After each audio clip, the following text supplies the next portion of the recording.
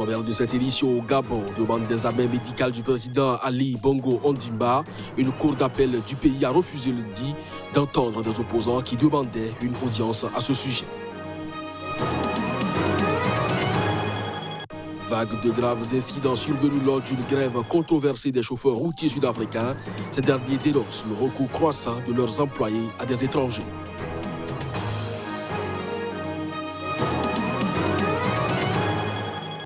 Effondrement d'un immeuble dans la nuit de samedi à dimanche à Bamako, capitale du Mali. Les recherches ont repris ce lundi pour retrouver d'éventuels survivants sur le site où déjà 15 personnes ont perdu la vie. Bonjour à chacun, bonjour à tous et bienvenue dans cette session d'information sur SICA que nous ouvrons par le Burkina Faso où les généraux Gilbert Diendéré et Djibril Bassolé ont été condamnés respectivement à 20 et 10 ans de prison ce lundi. Les deux généraux sont accusés d'être les cerveaux du coup d'État manqué de 2015 au Burkina Faso. Reportage. Le tribunal militaire de Ouagadougou a donné son verdict lundi. Lequel verdict met un terme à ce procès marathon qui jugeait au total 84 accusés, dont 6 ont finalement été acquittés. Les peines prononcées par le tribunal militaire sont inférieures aux réquisitions du parquet qui avait demandé la prison à vie pour Diendéré et Bassolé et 25 ans contre les membres du commando. Au finish, le général Diendéré, ancien bras droit de l'ex-président Blaise Compaoré, s'en sort avec une inculpation d'attentat à la sûreté de l'État et de meurtre et est condamné à 20 ans de prison ferme, selon le verdict lu par le tribunal. Quant au général Bassolé, ancien ministre des Affaires étrangères, il a été reconnu coupable de trahison et condamné à 10 ans d'emprisonnement. La dizaine de militaires membres du commando qui avaient arrêté les membres du gouvernement de transition lors du coup de force ont aussi été lourdement condamnés. Ils ont écopé entre 15 et 19 ans de prison. Le lieutenant-colonel qui avait lu à la télévision le communiqué des putschistes a été condamné à 10 ans de prison, dont 5 avec sursis. Notre objectif n'était pas la vengeance. Notre objectif, c'était donc ce jugement, savoir qui a fait quoi. Aujourd'hui, nous le savons de la bouche même du tribunal et nous pensons que les victimes peuvent désormais reposer en paix. L'article 167 dit que tout pouvoir légal doit tirer sa source de la Constitution. Le pouvoir qui ne tire pas sa source de la Constitution est illégal. L'article a dit ça clairement. Or, le pouvoir qui était en place le 16 septembre était assis sur une charte et non la Constitution. Pourquoi nous retenir et nous condamner pour attentat à la sûreté de l'État? Et ils ont eu des convictions de coup d'État. Nous avons eu des convictions de nous opposer à un coup d'État. Nous ne les avons pas tués pour autant. Mais qu'on nous tue. Et qu'en retour, on vient dire finalement tout est beau, félicitations, vous avez 20 ans et 10 ans, j'avoue. L'issue du procès pourrait permettre, selon les observateurs, d'amorcer un début de réconciliation au Burkina, toujours divisé depuis la chute de Compaoré en vue de l'élection présidentielle de 2020 et de ressouder les liens au sein de l'armée fortement ébranlés par le putsch manqué et dont la hiérarchie a largement été mise en cause. Demande d'examen médical du président gabonais Ali Bongo Ondimba. Une cour d'appel du pays a refusé ce lundi d'entendre des opposants qui demandaient une audience à ce sujet. Reportage. 10 mois après un AVC du président gabonais, sa santé au cœur de polémiques. Une dizaine de personnalités de l'opposition, du monde syndical et de la société civile avaient demandé l'examen médical de Ali Bongo Ondimba. Mais lundi, leur espoir s'est effondré quand une cour d'appel a refusé de les entendre alors qu'ils demandaient une audience. Pour Jean-Paul Moubembe, avocat des plaignants, la justice a enterré à jamais l'affaire en respectant une demande de la Cour de cassation qui avait demandé à la Cour d'appel de se dessaisir. Nous, on voulait uniquement la nomination d'un médecin expert. D'un expert qui devait nous dire, après avoir examiné Ali Bongo Ondimba, nous dire s'il est en capacité de gouverner, de gérer. Pour moi, il n'y a plus aucune possibilité. Il y a d'autres qui m'ont dit d'aller voir le ministre de la Justice. Mais c'est le ministre de la Justice même qui a pris la décision pour limoger Madame le Président. Alors le ministère a pris une décision. Vous croyez que le ministère va m'écouter? Donc ça c'est... Donc il faut considérer que ce dossier est enterré à jamais. En effet, un tribunal de première instance avait jugé cette demande irrecevable au motif que seule la Cour constitutionnelle, saisie par le gouvernement ou les deux chambres du Parlement, peuvent constater l'empêchement du président à gouverner. Mais la présidente de la première cour d'appel de Libreville avait accepté d'entendre l'appel des 10 requérants. Les avocats de Bongo avaient saisi la Cour de cassation qui avait demandé à la présidente de la Cour d'appel de se dessaisir, ce qu'elle avait refusé de faire. Le ministère de la Justice l'avait alors suspendu de ses fonctions. En son absence, les juges de la Cour d'appel ont donc renvoyé lundi le dossier devant la Cour de cassation qui doit décider si le président gabonais peut répondre de sa santé devant la Cour.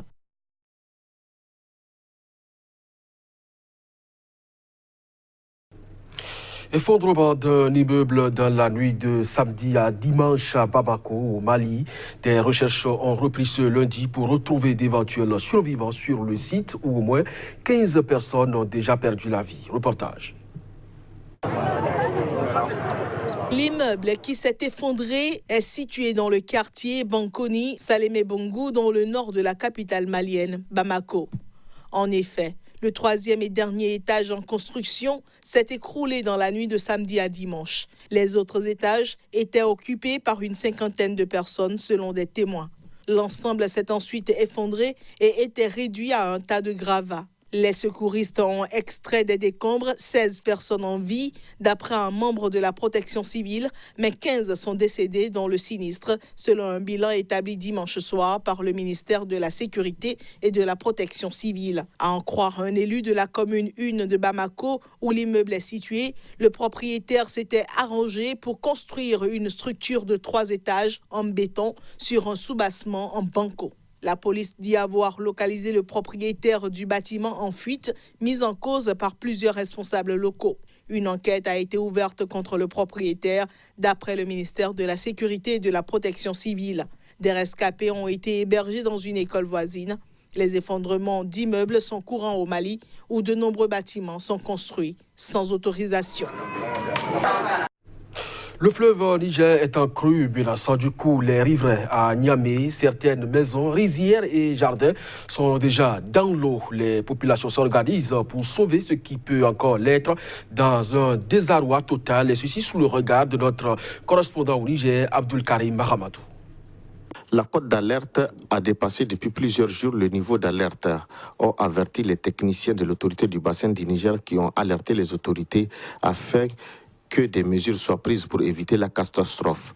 Sur les rives du fleuve, la menace est réelle. Les populations ont les pieds dans l'eau. Pour certains, c'est du jamais vu et le pire est à venir si rien n'est fait. En attendant, ils s'activent avec des moyens de fortune pour se protéger. Ça dérange nos jours et nos nuits.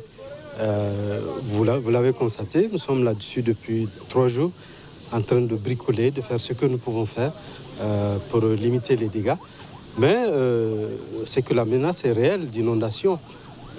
Nos habitations et tout ce que nos investissements risquent d'être noyés par cette crue qui est une crue exceptionnelle, il faut le dire. Les autorités régionales de Niamey ont sonné l'alerte et demandé aux riverains de prendre des dispositions pour quitter les rives du fleuve au risque d'être inondés avec de graves conséquences.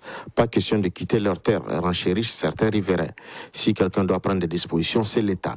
À croire qu'une catastrophe ferait les affaires de certains qui veulent ameuter la communauté internationale pour demander de l'aide au profit des sinistrés, estime ce riverain. Jusque-là, vraiment, on n'a pas vu vraiment des mesures qui ont été prises face vraiment à cela. Donc, moi, je dirais qu'il y a vraiment un manque de volonté au niveau de l'État, de l'irresponsabilité. Donc, je ne sais pas que le fait de faire des sinistrés, ça profite à certaines têtes ou pas. Moi, en tout cas, c'est mon avis. Face à la vitesse et à la pression de l'eau, la digue construite pour sauver les riverains et qui n'a pas encore été réceptionnée commence déjà à céder, menaçant les maisons, jardins et rizières. Les techniciens du 5e arrondissement de la ville de Niamey tentent de colmater la partie qui a cédé. On est en train de travailler avec les techniciens nous, on apporte un soutien en fait aux techniciens qui vraiment nous ont demandé un soutien rapide. Parce que le temps qu'eux aussi puissent mobiliser tout ce qu'ils ont, ça va nous prendre du temps et vraiment c'est très urgent. Donc ils nous ont conseillé d'utiliser un peu d'argile pour pouvoir contenir l'eau et après de mettre de la latérite en fait. Parce qu'il y a un trou qui est en bas. La digue a été vraiment construite vraiment sur le fleuve.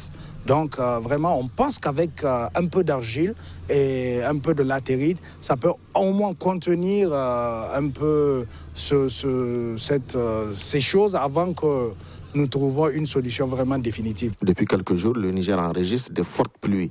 Dans certaines localités du pays, ces pluies ont causé des inondations avec plusieurs maisons effondrées et des pertes en vies humaines.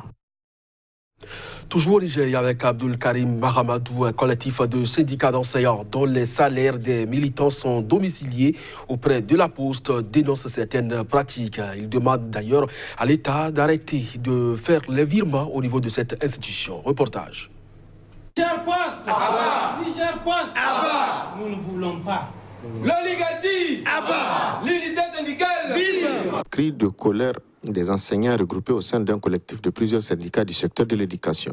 Ils ont décidé de donner de la voix pour dénoncer ce qu'ils qualifient de mauvaises pratiques de Niger Post, une institution où leurs salaires sont virés sur imposition de l'État.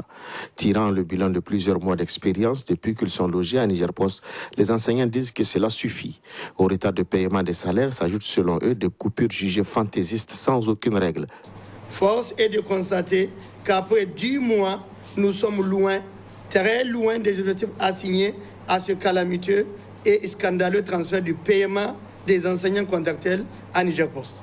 En effet, pour le paiement à terme échu des pécules de contractuels recherchés, la bourgeoisie au pouvoir demeure incapable d'honorer un tel objectif. Comme l'atteste le retard dans le paiement des pécules pour les camarades de Maradi et de Zander qui attendent à la date d'aujourd'hui celui du mois de juillet 2019. Face à cette situation et au mépris des responsables de Niger Post, le collectif appelle ses militants à fermer leurs comptes et quitter Niger Post. À l'État d'arrêter de virer les salaires des enseignants à Niger Post. Nous, syndicats signataires de la présente déclaration, exigeant des autorités de la 7e République l'annulation de la décision unilatérale de Niger Post de forcer les enseignants contractuels à épargner 3 000 francs à partir du mois d'août 2019. Le retrait sans condition de Niger Post de tous les enseignants contractuels du secteur de l'éducation afin de leur permettre d'adhérer aux institutions financières de leur choix. Au terme de leur sortie, les enseignants ont affiché leur détermination à mettre fin à la pratique qu'ils ont dénoncée au risque d'engager des mouvements à quelques semaines de la rentrée scolaire. Vague de graves incidents survenus lors d'une grève controversée des chauffeurs routiers sud-africains.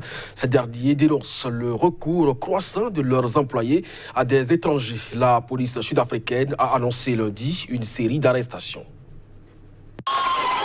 Les forces de l'ordre ont interpellé au moins 20 personnes dans la seule province du KwaZulu-Natal, dans le nord-est de l'Afrique du Sud. C'était après l'incendie de plusieurs camions. Des routiers en colère ont par ailleurs bloqué des routes autour du Cap, deuxième ville du pays, y causant de gigantesques embouteillages.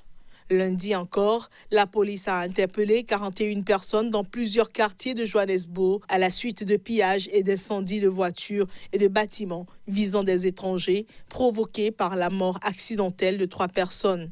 Depuis plus d'1 an, la colère monte au sein du secteur routier sud-africain, les chauffeurs nationaux y dénonçant la place prépondérante prise par leurs collègues étrangers, souvent sans papier et moins bien rémunérés qu'eux.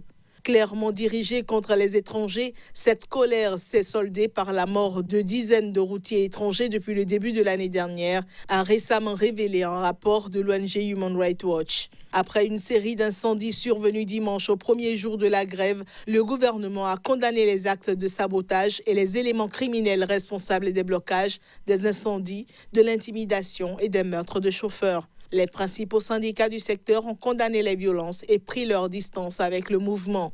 L'Afrique du Sud est le théâtre régulier de violences xénophobes, souvent meurtrières, alimentées par les difficultés de son économie et un taux de chômage record de 29%. Et voilà qui referme ce journal. Merci à vous de nous avoir suivis. Très bonne journée accompagnée des programmes de SICA. À très bientôt.